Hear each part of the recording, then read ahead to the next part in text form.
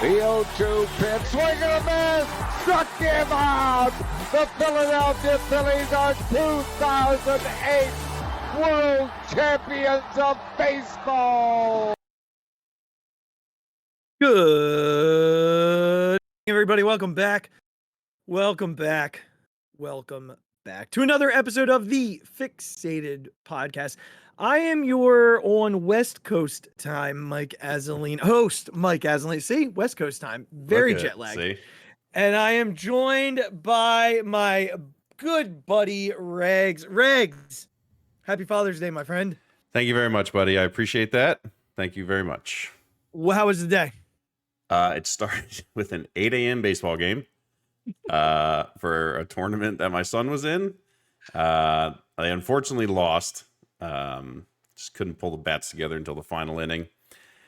And then he hit one on the screws just right at the left fielder. Man, he hit it hard though. But that's how it goes sometimes. But so then after that, it was like we had all woken up at 6 a.m. because he had to be there at 7. So it was just a lay low day. I started watching baseball, watching some golf, just like hanging out, let the boys kind of just do whatever they wanted to do in the basement, and then cook some burgers for dinner, got cleaned up, been having a few high noons throughout the day, and, finished watching the Phillies, finishing watching the U.S. Open as we speak. So that's pretty much it, man. I'm low key on these days. I just want to kind of like relax and not be hot and like just, that's just how it goes. I mean, texting a couple of people this morning wishing them happy Father's Day. A few said like, I'm back at the rink today, or I'm back on the fields today. You know what I mean? Like it's that type of a Sunday. I know a bunch of people were at baseball tournaments. Yep. It's that time of year, man. It could have gone 8 a.m., 3 o'clock, 6 o'clock. Could have been my day if they had won all their games, but unfortunately it ended early. Did they play into like they played yesterday? Yeah, they played 2 games. Yeah, 2 games yesterday. But fun news. The boy made the All-Star team for his baseball league. That is awesome. So we're headed to like the Cal Ripken Stadium up in Aberdeen on Wednesday for his All-Star game. So is it like an All-Star tournament type of thing? Is it an All-Star just a like game? A one and done? Yeah. Okay. It's just for the league that they're in. They're doing a home run derby before the game for all the kids. All the kids participate, and then they'll play a game. That's awesome. Yeah. So that's awesome. Well, congratulations to him. That's very proud of him. Yeah, I played in a few of those when I was a kid. They were always a good time. Makes you, it definitely makes you feel good. Yeah, for sure. He was excited about it. Who's winning the Open right now? So Wyndham Clark is just made the putt to win the U.S. Open by 1. Wyndham Clark. Who'd you pick? Oh my God, who did I pick on the 2-way miss? Well, thanks. He didn't remember who he picked either. Bad podcast host of me. Thursday was when we usually record that, and I was of course in Philadelphia for my brother's thing. So we're gonna record tomorrow after we, now that we know who won. Who did I pick? I'm trying to see who I picked. Oh, I picked Brooks. That's not terrible. Where'd he finish? Not great, but like he really didn't have it. But not terrible. Man, Rory kind of just blew it. Not blew it, but just couldn't get it done. Par for the course, pun intended. How it goes for Rory. And how was your brother's wedding? It was good. It was a long day. You had a busy weekend, dude. I did. There's a lot of just being up for a long stretch of time without relaxing. Right. Right. So I think Angela's like already in bed. So like it hit her tonight. She was like, I'm going to sleep. Yeah, you guys have been through it today. I was like, weekend. I was like, I don't have work tomorrow. So I'm just gonna, we're gonna stay up a little bit, take advantage of a few hours by myself. But it was good. Everything went well. He was happy, she was happy. So that's all that matters on a wedding day. Yeah. As long as everybody's happy on a wedding day, that's all that matters. All good. Well, we have just a few Philly sports conversations to have tonight. And then we'll be back next week before, I hit the road for vacation, and we'll take a pause. But we're going to start with the Sixers tonight.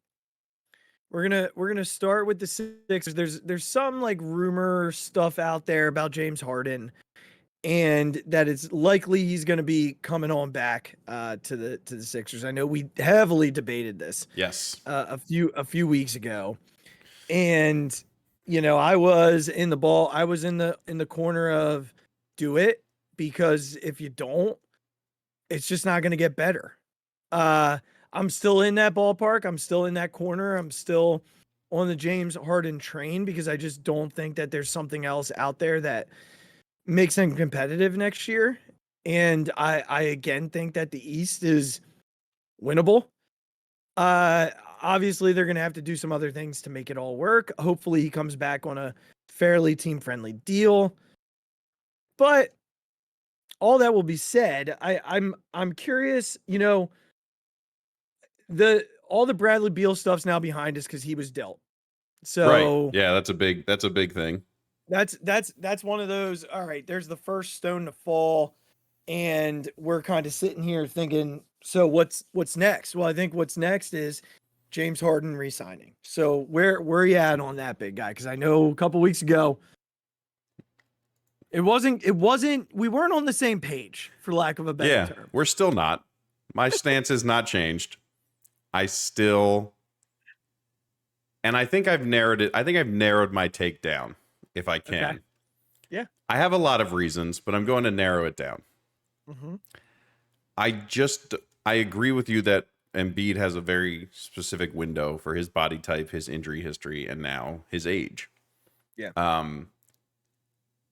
I don't need that to be this next year. Okay. Because of that, I'm willing to not have James Harden and take a year to give Maxey more opportunities, see maybe what you can move for Toby's expiring, which is a big number to come off somebody's book. So yeah, I did hear about one player, and I'm curious to get your thoughts on him, but go ahead and finish. Yeah, so people will be looking for those big expiring contracts, especially, bad teams who are going to look for trades for draft picks and things like that. Right.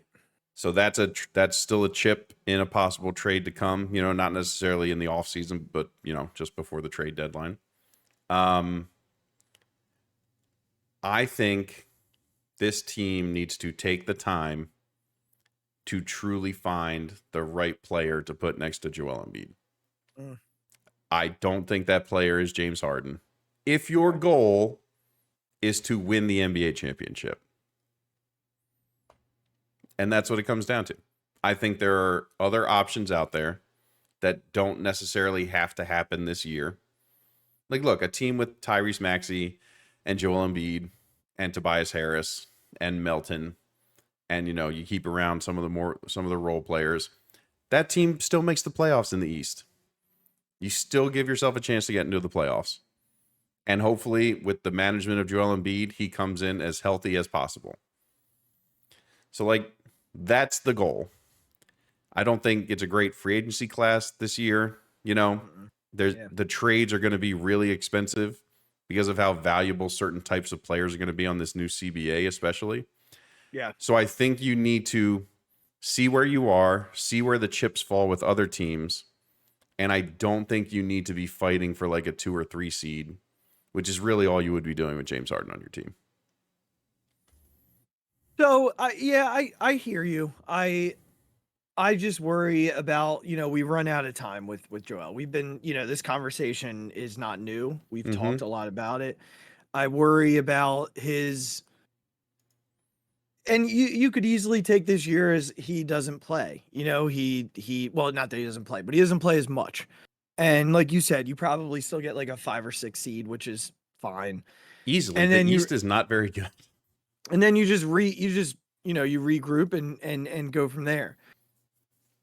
And I also just think there's more of an opportunity coming into the trade deadline with some of the things that they can do. I think I don't think we could, Toby's contract is a big expiring contract. That's still a valuable trade asset. And look, are you going to maybe have to give him some picks? Sure. Are you maybe going to have to give up some of your bench guys? Sure. Something like that is going to have to happen. But I just think it's worth it to see where the season goes Right. and see what opportunities become available, and maybe something of value peeks its head.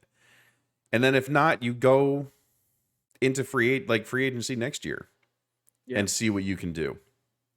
And you still don't have somebody like that on the books for that much money because Toby will be gone. Right. So that sort of second really big slot contract for your team is open. And so you have a lot more opportunity. You're going to have a lot more opportunities to sign, better players that will better complement Joel. Well, so let's get into that a little bit. I know we're not going to see eye to eye on the James Harden thing. I think that it's the right move. You don't, and that's fine. I want to see Joel his time here maximized, and I think you're sending in the wrong message. If you don't, and maybe I'm wrong, and he doesn't want James, but I don't know that that's the case. So I am trying to find, and I'm struggling to find it here. I've seen like the name Christian Wood pop up. I don't know how I feel about that. I guess maybe I just don't remember where it was, and I didn't save it, so that's on me. So I'm gonna talk to you about a name that I saw in terms of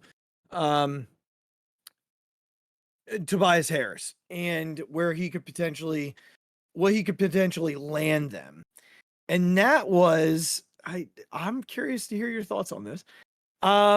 That was to the Wizards for Kristaps Porzingis. Yeah, no, thank you.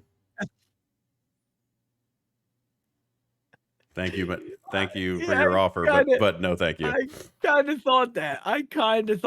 I too would much rather have Tobias. Thank you for your phone call, but it's been nice to talk to you. But this is not a place we're going to disagree. This is not a place we are going to disagree. I was not ready for Kristaps Porzingis to come out of your mouth there. I know. What I saw was his ability to shoot the basketball. And I was like, his inability to defend. Yeah. No, thank you. Right? Like we have a rim protector. And then it was, well, when Joel's off the court, he could be. No. So I would almost prefer Christian Wood. Hard pass on Kristaps there. All right, that's fine. We won't get any further into that then. So the other names that I've seen that could be interesting, and I'm gonna get your thoughts. This is another place I want the guy. I don't think you do. Yeah. Kyle Lowry. Oh God. Could be a veteran minimum type of player, and I'm not talking Kyle Lowry as the starting point for the Philadelphia 76ers. I'm talking Kyle Lowry on the veteran minimum to come and be a backup, to come and be the annoying Kyle Lowry that we know he can be, to be a leader, to be a guy who can step in and give James nights here and there. I'm talking a very different version of Kyle Lowry than what we've come to know him as, which is a starting point guard in the league. He's not that anymore. I know that. But who's the Sixers backup point guard right now? It's Tyrese Maxey. Shake Milton. It's Shake Milton. I'd much rather have the annoying Kyle Lowry on both ends. Yeah. So here's my take on that. If James Harden isn't on the team and he's for an absolute minimum, fine. Well, what if he is on the team? No. Because when Harden isn't in being the point guard, I want Tyrese as the point guard. See, I don't. Why do you want him with the ball in his hands like that? I like him better off the ball. No, he needs to. In this new version of the Sixers, Tyrese Maxey is going to have the ball. I think that's probably a fair argument. I guess I need to see what Nick Nurse's plan is. Yeah, and look, this is one person's opinion, but in my opinion, this is where Tyrese needs to get better. And with James Harden on the team, he will never get better at this. And look, I'm not saying it will absolutely work. So maybe you give this season to experiment with this, or at least up until the trade deadline, and you see what you have with him being on the ball all the time. And then you figure out, all right, who is the player that Tyrese Maxey is going to be? Right. Or what is he leaning towards? I understand he's still young and can improve at things. but like, what is the guy we have now? Right. And then that changes what you're looking for your team, not only for the rest of the year, but moving forward. So I just think it's worth it to have Tyrese as your starting point guard. If Lowry wants to come in for backup minutes, fine. He's a Philly, went to Villanova, obviously would be a fan favorite in the town. Yeah. Like, I'm in for all that. That's great. I like where that puts them in terms of their bench too. Like he came into the playoffs and played well. Like, despite not having played the entire season. No, he didn't play well the rest of the season. I get that. I just like that little bit extra. We saw what what PJ Tucker did for this team come playoff time, right? And I think we saw the same thing from Kyle Lowry when the Heat got there. Like, he became a different player. I'm hoping that that's the type of move they make to bolster the bench, because right now the bench is just not great, Regz. It's not. What is coming off of that bench outside? And we don't know if Paul Reed's coming back. Right? So they're gonna have to figure out that bench wholesale. And I think a good place to start was with a veteran who can back up James Harden. And that's kind of where I sit. Here's another name that came up for one of the mid-level exception deals they can make. And I think you might be on the same page as me here. Thoughts on Dante DiVincenzo? I don't hate it. I need to hold on, basketball. I need to see his 3-point percentage. So I'm throwing, just to be fair to you guys, I'm throwing this. We talk right before the show about different names. I did not give him Kristaps Porzingis before the show. I did give him Lowry, and because I didn't think we would spend much time on Kristaps. No, that was a layup response though. So because you brought up Tobias. And then the other conversation that I did not bring to him, so that's why he's looking up right now, is DiVincenzo. All right, so a career 36% 3-point shooter, but coming off his best season at 39.7%. And he's another Philly boy. Went to Nova. Yes. So I like him coming to us after seeing what a championship team looks like. So I think he could bring a lot of sort of that experience to a guy like Tyrese Maxey. Right. And would sort of solidify that bench rotation a little bit, because he's used to that. He's not afraid to like have the ball and try and make a play. He was good in Golden State because like Draymond would find him for every cut. Like, we don't have the same type of guy, so what we're asking of him probably changes a little bit. Well, James Harden can be that guy. Sure. But a guy coming off like a run with Milwaukee and Golden State is going to bring some pretty good experience to a bench. And I like his defensive ability also. So let me just, all right. So let's say that nothing changes in the starting five this year. Nothing. It's still Harden. It's still Maxey. It's still Harris. It's still Tucker. It's still Embiid. Okay. Yep. Let's say they bring back Paul Reed, George Niang, D'Anthony Melton, but they add Kyle Lowry and Dante DiVincenzo. Or maybe Reed leaves and Christian Wood is the backup center. It's a very small second unit. It is a small second unit, but is it improved? Yes. I'd agree. I would say yes. I'd agree with that. And that still keeps, Daniel House, Jalen McDaniels is still there. Mac McClung still hanging out. Jaden Springer. But I my point being, I do think that there are small in the margin moves that Daryl Morey can make to keep them in the conversation.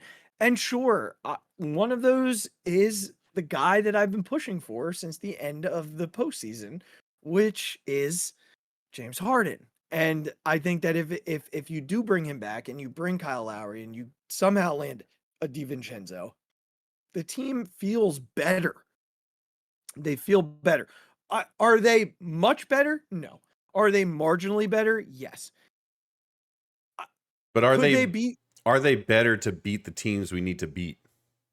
Everybody else can beat the Celtics, but the Sixers. Okay.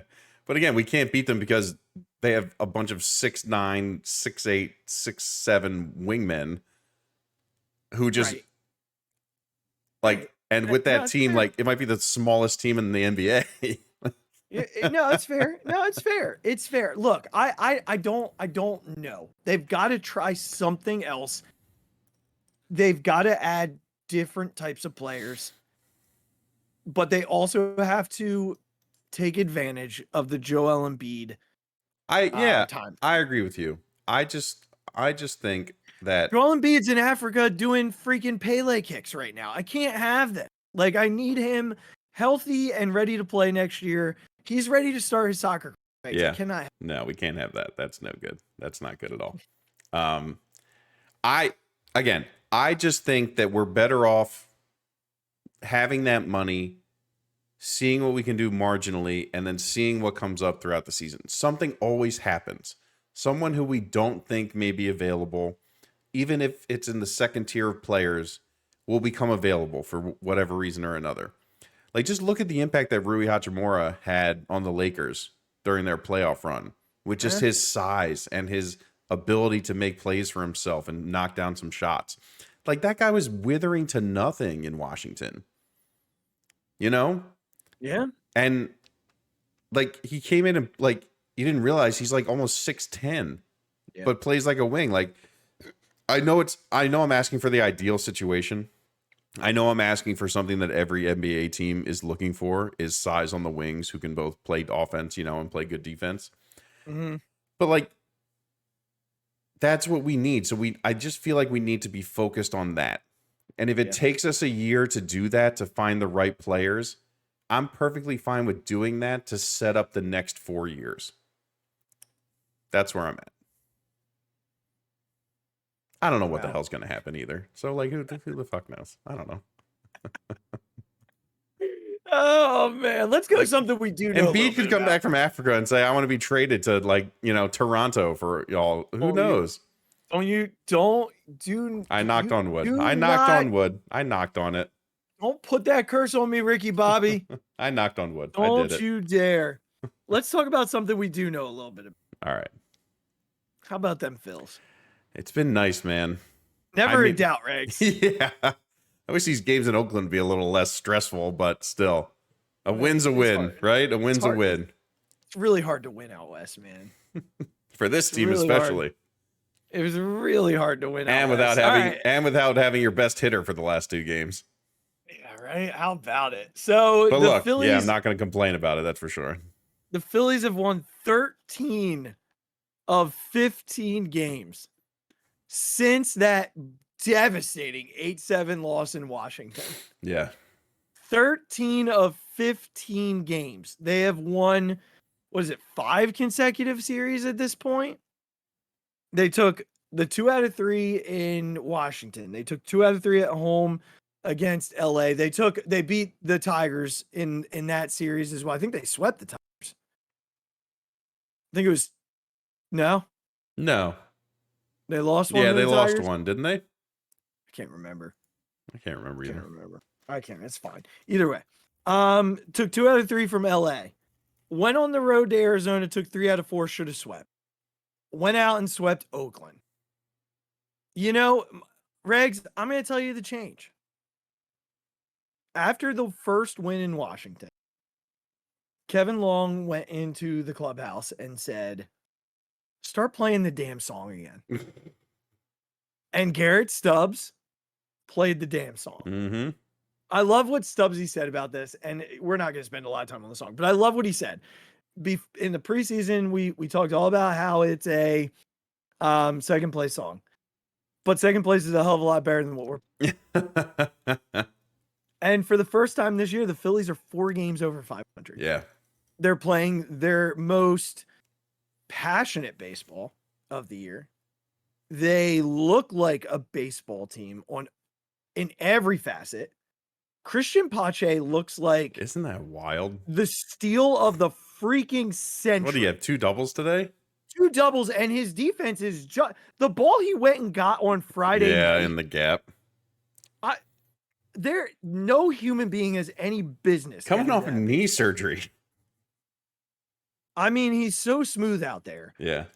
They, like you said, they won 2 of these games without Nick Cassius. Bryce didn't play today. This was a Yeah, and Trey kind of reverted back to a month ago, Trey, a little bit too. This was a lost game. Yeah. Lineup. Topper basically said, yeah, oh well. Right. So what's clicking right now? Like, what is it? I just named a bunch of different things, but talk to me a little bit about what you see being. It's the starting pitching. It's giving us a chance, even with a bad offensive day, to be in these games. And you can see the confidence that it gives these guys, even if they just score 3 runs, or if they're having an off day like the night before and only scoring 1 run into extras. It's like when you get these kind of starts that go 7 innings, 8 innings, 6+ innings with no runs from your starters, it just gives the entire team confidence in a way that, like, quite honestly, the offense can't do. Like, I love offensive baseball, but scoring 13 and then giving up 10 doesn't give you the confidence that you're going to win a lot of baseball games. It just gives you a lot of pressure that we have to score so many runs in order to stay competitive that it's just not sustainable. Yeah. Everyone in baseball knows that you're going to go through ups and downs, and your offense is going to be there some nights and it's not going to be there other nights. But when you have confidence that your starters are going to go out there and then your bullpen can follow up by not giving up any runs, or at least not giving up the lead. They haven't been perfect, but they haven't given up a lot of the leads. Like, that just creates confidence in everybody. So I think that's been the biggest thing. I know it's not a super obvious, like, original take, but I just think that's where the confidence is coming from. Yeah, it's been nice for sure to see the starting pitching sort of take off, and especially Ranger. Ranger might be the number 2 on this rotation. Ranger Suarez is a guy to me that flies under the radar quite a bit. They did a couple of things with him last year that changed, like, the trajectory of his season. And now that he's healthy and he's got his feet under him a little bit, his last few starts, he's been untouchable. Oh, yeah. And now you look at Taijuan Walker, who's finally settling in. Mm-hmm. And, again, I understand it's a AA team with the A's. I get it. Yeah. But going out there and going 8 was enormous for him. And his start against the Dodgers was really strong too.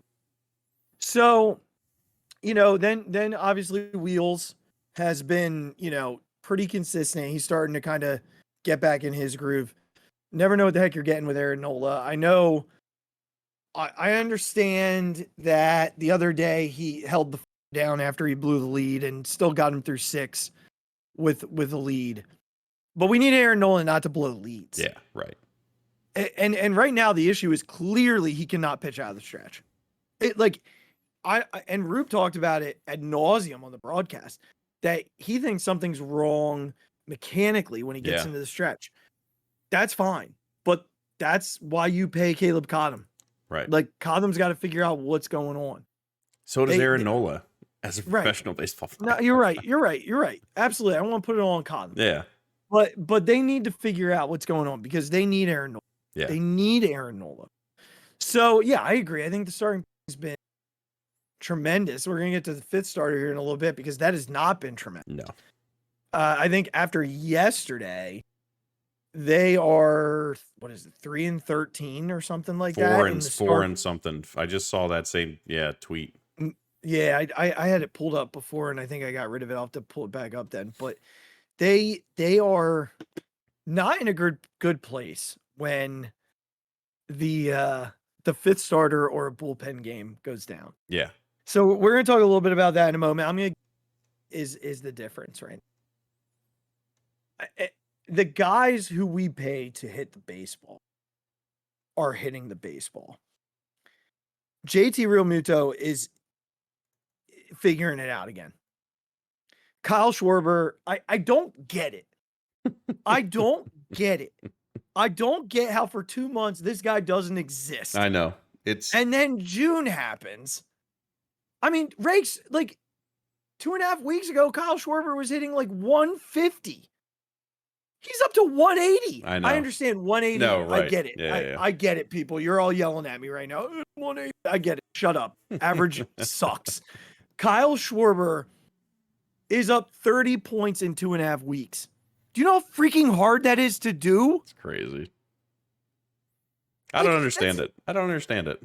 It's like, oh, it's June. I'm going to hit. Right. He just decides. So, like, next year, maybe he doesn't play. Yeah, let's just leave him on the bench. Because I don't have to worry about people pissing me off with their stupid takes about Kyle Schwarber. Or playing terrible left field. Yeah, I look, he tries so hard. He just can't do it. He just can't do it. He just doesn't move, and he's not meant to be out there. Yeah. He's just not. He has to be right now. Yeah. He's not meant to be out there. He won't be next year when Bryce is healthy. So, so Schwarber's hitting. Boehmer's starting to come back. I know we're not paying him, but he's starting to come back around. Bryson Stott is hitting the piss out of the ball right now. Whoever they're sticking at first base when Boehmer's not playing there is hitting. Bryce is going to be fine. I don't worry about Bryce. Nick's hitting. Yeah. Right now, your concerns in terms of the offense are Edmundo Sosa when he's out doesn't there. Look like he can hit anything. No, just not every day. He's just not an everyday guy, and it's unfair. It's like when we had oh my gosh, the guy who pitched against the Reds that night. Like way back in the day, like back in like the 2000, like the run. Oh my gosh, what is his name? I can see him. Holy crap. It'll come to me. Yeah. It'll come to me. I don't know either. But it's those guys. It's like the Castros of the world. Like guys that aren't meant to play every day get exposed when they play every day. And that's what's happening with Edmundo Sosa. And we're going to get to a way to fix that here in a little bit too. But I think for me, I get it with the pitching. I do. And I think that it has been a positive change. But I think overall, complementary baseball has been the difference. Yeah. They are playing the best complementary baseball that we have seen this baseball team play in months. It's not like, oh, the offense is hitting tonight, but the starting pitching can't get the job done. It's not the starting pitching is getting the job done, but the offense isn't hitting. And the bullpen's not been an issue this year. I understand that their numbers look inflated. Yeah. But that's why ERA sucks. Because when you look at what Craig Kimbrell has done over his last like 12 outings, 15 outings, if you look at what Sir Anthony has done, I understand the one home run aside, he's hurt clearly. Junior Marte has been unbelievable. Yeah. That kid's stuff is ridiculous. Mm-hmm. And if they harness him, that's the first of many saves for him today. The first of many. Matt Strahm might just be, they might have to put him on the IL and just let him give him some rest a little. Alvarado's been fine. Right now he doesn't look super comfortable. Yeah. You can tell like he's not himself yet, but he's still good enough to get the job done every night. Like it's crazy when you're not 100% and you're still as dominant as he is. And then like even Gregory Soto, like the numbers are inflated because they've had blow up innings. Mm-hmm. But blow up innings in games that I'm not sure they win anyway. Yeah. So I do appreciate today Topper going to Marte and not to Kimbrel and giving Kimbrel a night to kind of rest because now they go into an off day. Right. And that's great news. So I think it's the best complementary baseball that they've played. The offense is starting to come. But let's talk about some of the things that they have to address because they're in a good spot right now.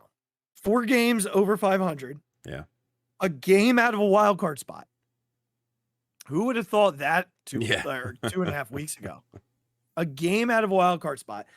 They've won 13 of 15, but not made a big dent in the division. Yeah. The Marlins and the Braves are playing really good baseball. The Mets are not. They have like 5.5 games on the Mets right now. So that's fun. That is fun.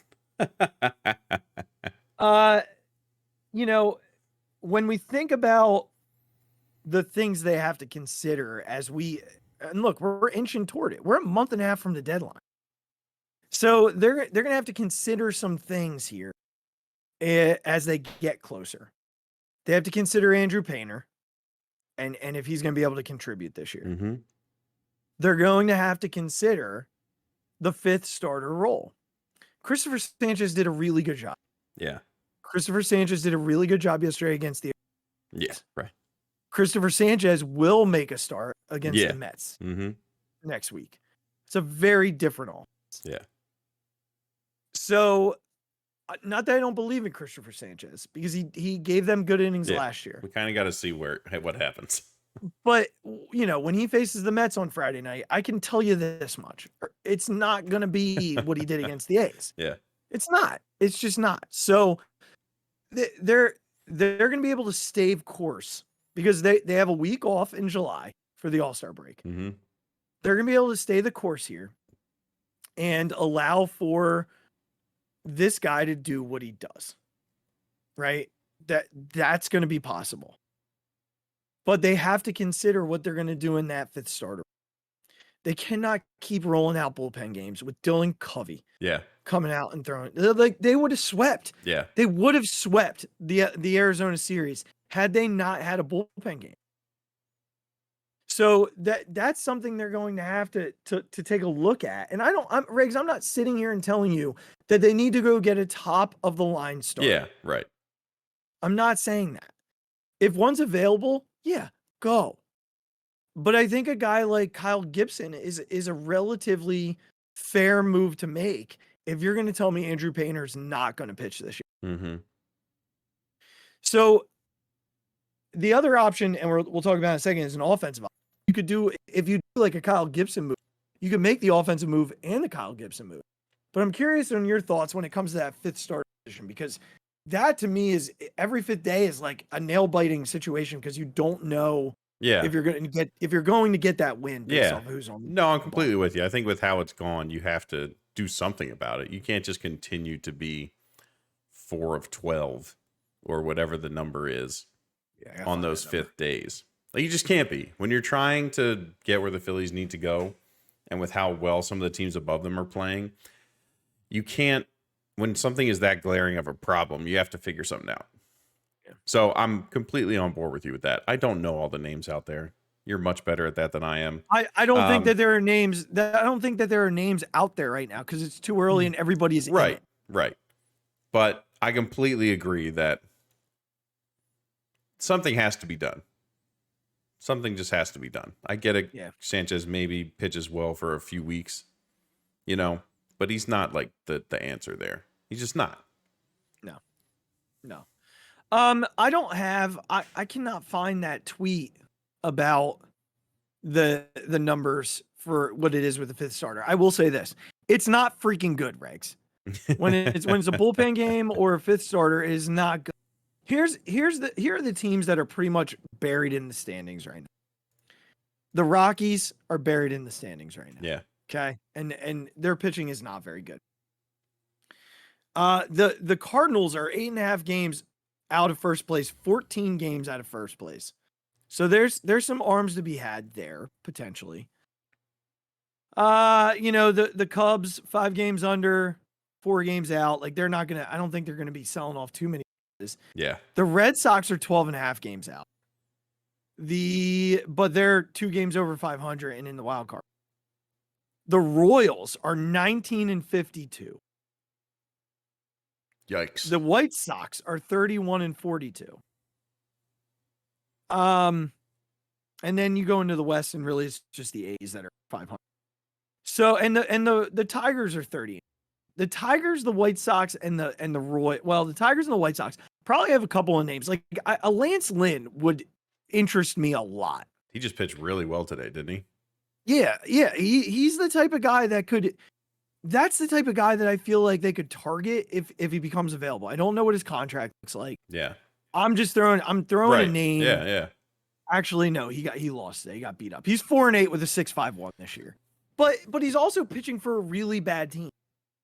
And he's the type of guy that you can bring over and maybe like the change of scenery. It's a winning environment. With a better team. It's a winning environment. And honestly, he probably gives you more than whatever the hell we're. Well, yeah. So that's the type of name that I could see them considering for that. And again, they need to be honest with themselves about Andrew Painter. Can he be a 6 starter down the stretch? Can you go with 6 guys when the trade deadline rolls around through August and September? And go with an acquired starting pitcher and go with Andrew Painter in that 6 spot and let them throw every 6 days. You've got there's a lot of talent there. And then when you get into the postseason, these guys aren't drilled down. Yeah. They're not in a bad spot. So just something to consider there. Here's the other question. Look, we talked about it already tonight. And that's, you need to figure out the offensive situation here. Bryce is not playing the outfield this year. No. I'm concerned if he's going to be able to play first. He did not seem very optimistic about it in his last interview. So he's still far away. They need to get Kyle Schwarber out of the outfield. Yeah. Yeah. And they need to find a way to move Bomer back to third every day. And I don't know that this helps the Schwarber situation. He's probably going to play the outfield regardless. Unless Bryce can move to first. Schwarber's playing left field because they have to have his bat in the. But there's rumor about Paul Goldschmidt being traded. And the Phillies have been linked to him nonstop since it came out. I mean, there are articles by national writers saying that this is the ideal fit for Paul Goldschmidt. Won the MVP last year. Yeah. I haven't looked at his numbers this year, to be honest with you. I haven't He's either. like a perennial Gold Glove first baseman. Yes. Defensively. Well, and I mean, offensively, he's been one of the best first basemen in baseball for the last 6-7 years. He's been unbelievable. Yeah. I don't know what he's doing this year. They're not a good team. Another change of scenery type of thing. He's got 1 year left on his contract. He's batting 287 with 12 home runs, 33 RBIs. What's his OPS? 873. Yeah, stick him in the middle of this lineup and just imagine what that feels like. I mean, which isn't that far off from his career obviously there's some years in here where he's at 1,000 or 981 last year, but I get it. Those are take for a second this idea of Schwarber, Turner, Harper, Asti, Goldie, JT, Stott, Bomer, Marsh, or Pache. That lineup is absolute filth. It's gross. Yeah. Like Alec Boehm hitting 8th. He's hitting 280. What are we talking about? Here's the thing. I'm not saying that this is what they have to do. Mm-hmm. But I'm saying that if they want to be a serious postseason contender, again, not one that just gets lucky and makes a run, but a serious postseason contender, both this and next year, because he's signed through next year and it's $20 million. It's not a terrible huge contract. Yeah. No, especially when you consider the money coming off your books next year. Right. You're not paying Reese. Kimbrel's going to be gone. You got Harrison's money gone. There are guys that add up to that number. Yeah. You're probably not paying Nola next year. Right. So, there's a lot of money that's going away. And they've shown they're not afraid to go over the tax anyway, so it doesn't matter. Mm-hmm. Paul Goldschmidt makes this team better. Now, I was opposed to it at first because I thought it meant no starting pitcher. I don't know that that's the case. I think you can still go get the starting pitcher that can make a difference for you. Yeah. Especially if Ranger and Ty are going to pitch the way they're pitching. Yes. I agree. I think the 5th starter thing is a more important need if I'm ranking them in any way. I don't want them to just go get a guy who can stand in the rotation. Right. I want a guy who's going to compete every 5th day. Yeah, I'm with you there. I'd be interested in what it would take to trade for Goldschmidt. Yeah, I looked up his trade value on that site that I use. It wasn't entirely. I think the Phillies could arguably use money as a major asset in this situation because the Cardinals aren't a bad baseball team. They have a really good core as it is. Yeah. So Especially pitching wise, right? They're like they pitching might be is crazy. they do have good pitching. I mean, they've got some guys and then they've got, some holes like every team does. Yeah. But I think for a deal for Goldschmidt, McGarry's gonna go for sure. You might be sending Rojas on his way, which is fine.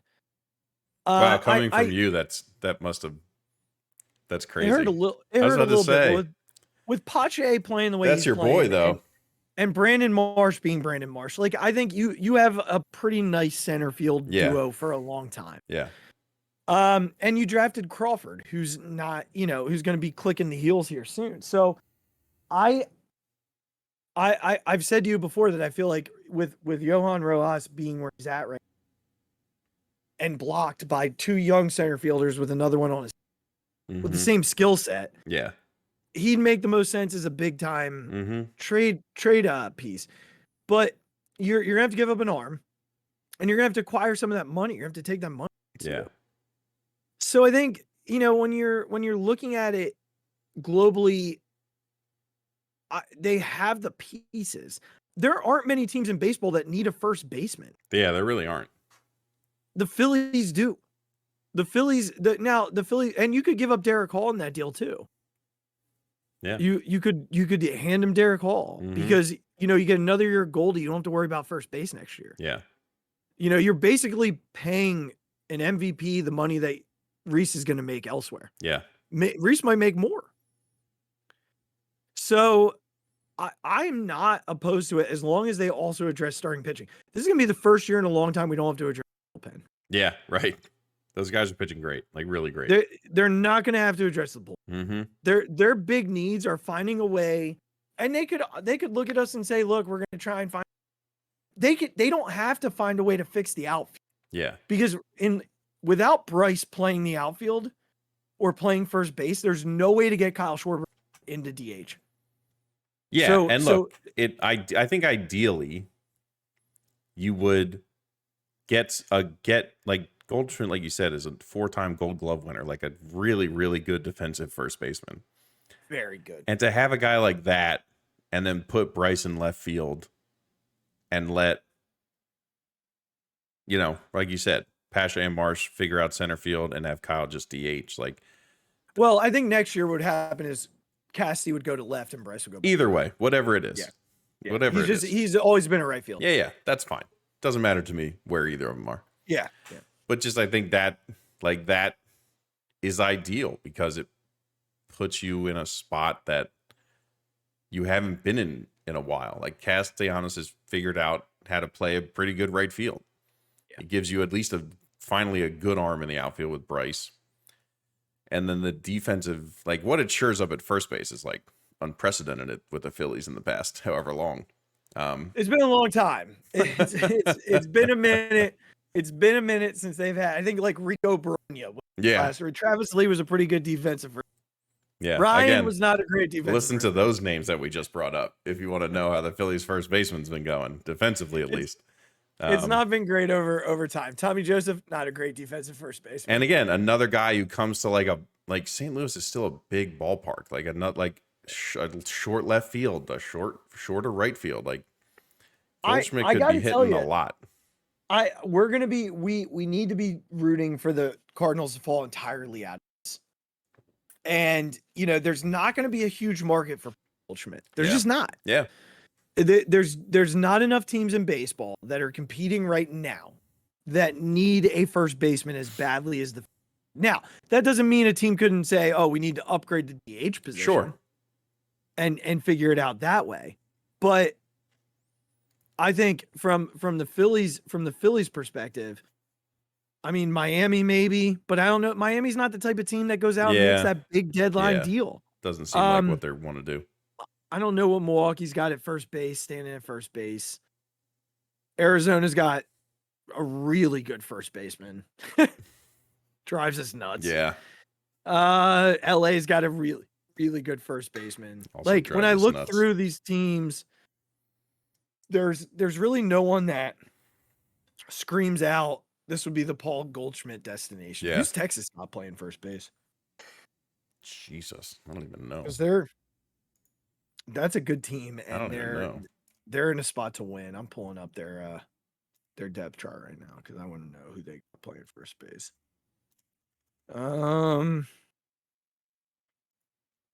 Here it comes. They have Nathaniel Lowe. Oh yeah, that's right. I mean, he's having a decent year. Like, he's not the type of guy you look to. Like 272, Especially probably with the 785. money they're paying him. Well, Lowe's not making a lot, but No, that's what I mean. but- Like if he's playing decent and not making that Yeah. much money, you're not but- really. and yeah, you're not. That's not. I don't think that's where they upgrade. The Rangers probably need to upgrade pen, if anything. Yeah. So this to me is a situation where the Phillies have a shot. They already have arguably one of the best lineups in baseball. Mm-hmm. You add Paul Goldschmidt to this lineup, and it immediately becomes the best lineup in baseball.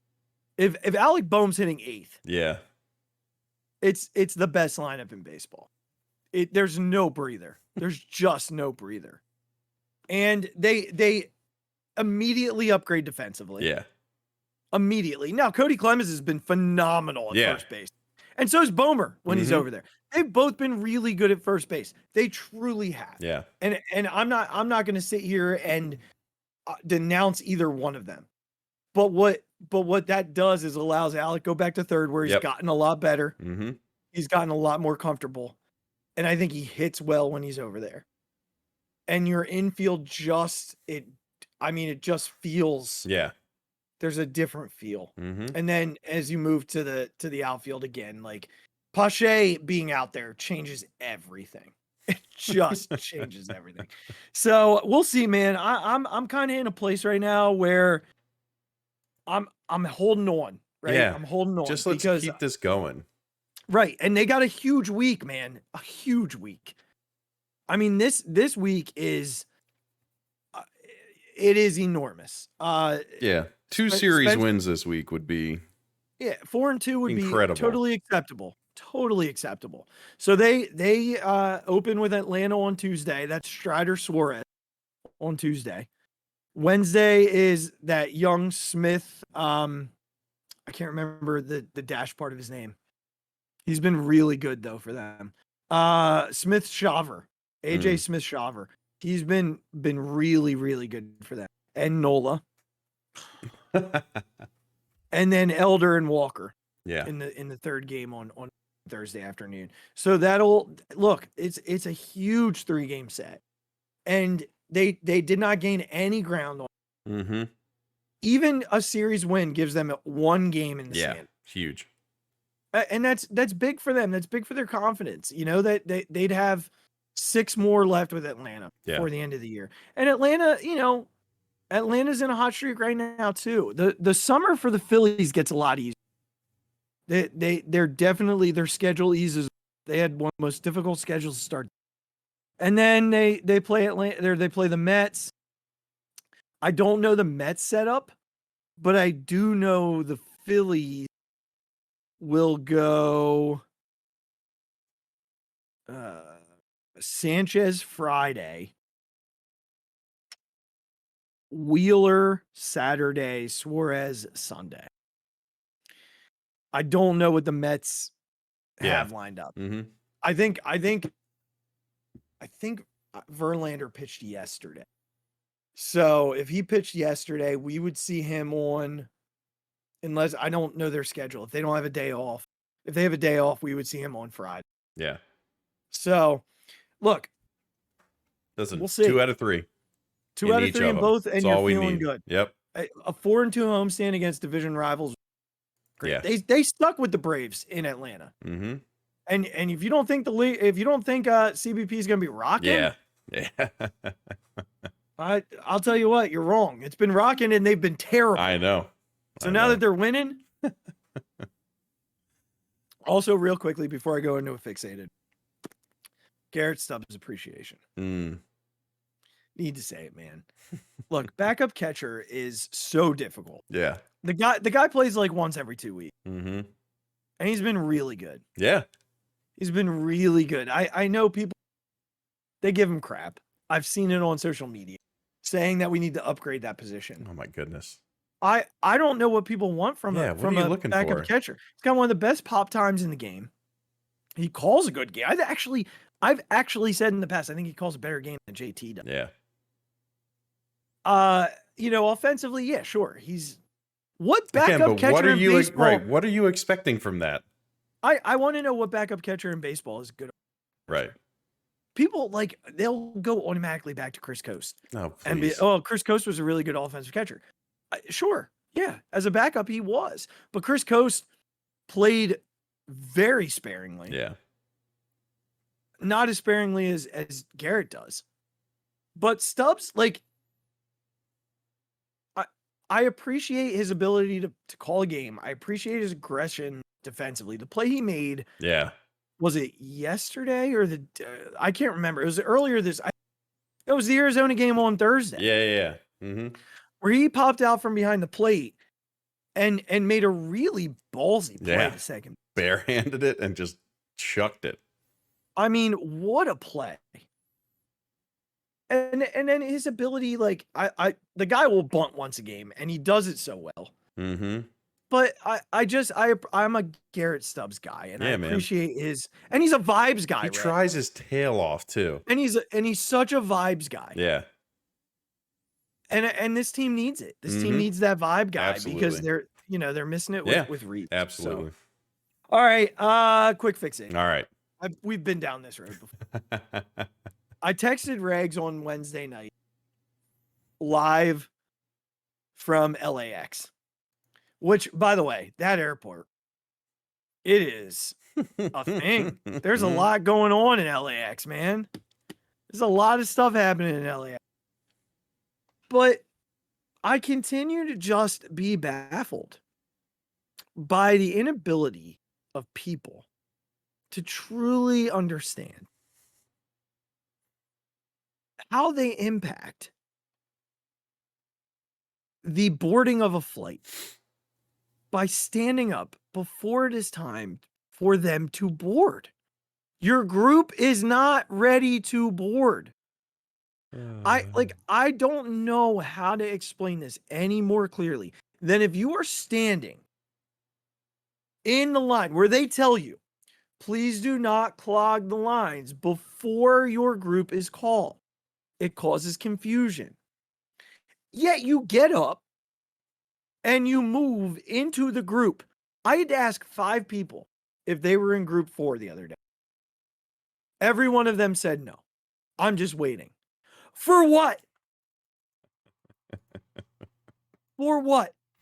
What are you waiting for in this exact spot where we are to line up? You know where you can wait? 5 feet to your freaking right. It's it is not hard, Regz. It's not. I beg anybody who listens to this and travels at any point in their life, wait until your group is called. You can stand in the back. Stand in the back. I wait in the back. I get up when they start to board, and I stand in the back. And then when the group before me is called, I start to move forward so that I'm in line. Because I want to keep the process going. I don't want to be at the gate. I don't want to be sitting on the tarmac. I want to take off when I'm supposed to take off. So I'm gonna keep the process moving. But please, I beg of you, as one human being to another, do not get in line before your group is called. This is my favorite moment from LAX, and then I'm done. I was starting to move to the front. My group was up. Group 4 was up. We were moving. We were flying. We were doing our thing. And this woman is just standing on the side. And I watch her trying to move in. It's like someone slowly trying to merge on the highway. And the woman in front of me goes, "Ma'am, are you group 4? And she looks at her ticket and she goes, "Oh no, I'm group 8. What are you doing? You're not to board right now. You are not to board right now. You are group 8. We are boarding group 4. That is double the number. So I'm at a loss, man. I don't know how to help people. I'm getting back on a flight to California tomorrow morning. Literally 12 hours from now. I will be on a flight. I will be boarding. I'll be seated. You will. This process will have been over. It will have been over. I am begging you. 11 and a half hours from now, if you were on a flight from Philly to Arizona, please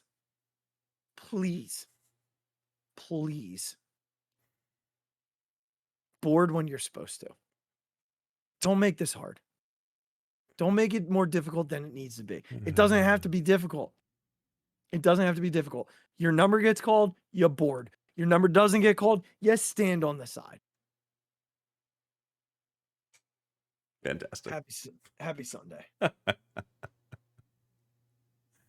Over under, how many more of those do you think we with your job now, it's got to be like close to 4 or 5. I mean, I'm going to be getting under. Wait, hold on. We are midway through June. Yeah. So we have 6.5 months. Yeah. Left in 2023. I'm going to set it at 3.5. Hold on. Remember, I will get on a plane 3 times a month. 2 times a month with a potential for 3 here and there. All right. 4.5. I'm setting it. All right. The number is 4.5. 4.5 fixated. About this same thing. In the next 6 months.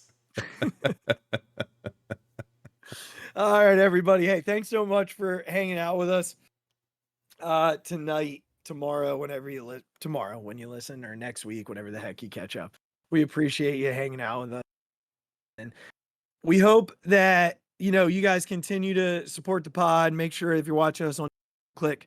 We're at 47, man. We're so close. Click subscribe. Come on. We are so close. I mean, we have 3 more before the end of the year. That's it. Really not difficult. So click subscribe. Go on wherever you follow your podcast and subscribe as well, because it will get out to more people that way as they search Philadelphia sports. And then from there, you know what to do. Follow us on all of your socials. Go on to Instagram. Follow us at B&B Podcast. You can follow us there as well. Excited. You can follow me at the Mic Drop 5 and Regz at Big Regz with Z. You can follow us on Facebook at Phixated, and make sure to check out the merchandise in the show description. But until Thursday night, when I will be all kinds of jet exhausted from my next trip to California, I hope you guys have a wonderful week, that you are safe, that you are kind to yourself, kind to one another. And above all else, go Phils. Damn straight, go Phils. See you, everybody. Oh, my God. Deep to right. Wait in line. Way up there and way out of here. The Philadelphia Eagles are Super Bowl champions. Eagles fans everywhere, this is for you. The 0-2 pitch, swing and a miss, struck him out. The Philadelphia Phillies are 2008 World Champions of Baseball.